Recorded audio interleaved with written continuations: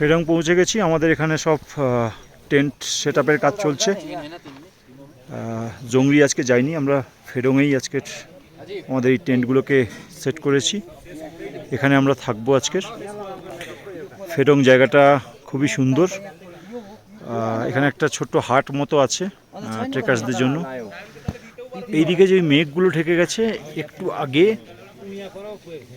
রেঞ্জটা একদম mountain range, বিশাল সুন্দর একদম ক্লিয়ার ছিল।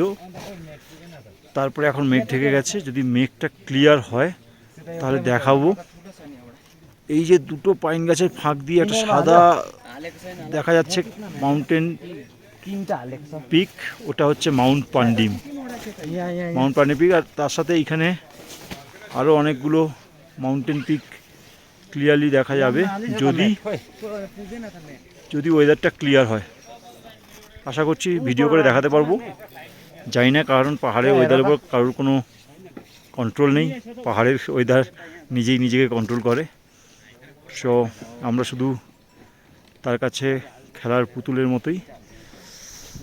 দেখা যাক কী হয়। আশা করছি ভালোই হবে। এখানে আমাদের রাতে থাকার জন্য টেন্টগুলো আমাদের যারা অ্যাসিস্ট্যান্স রয়েছেন, লোকাল অ্যাসিস্ট্যান্স যারা রয়েছেন, খুবই ভালো ওরা, তারা সেট করছেন সমস্ত টেন্টগুলোতে।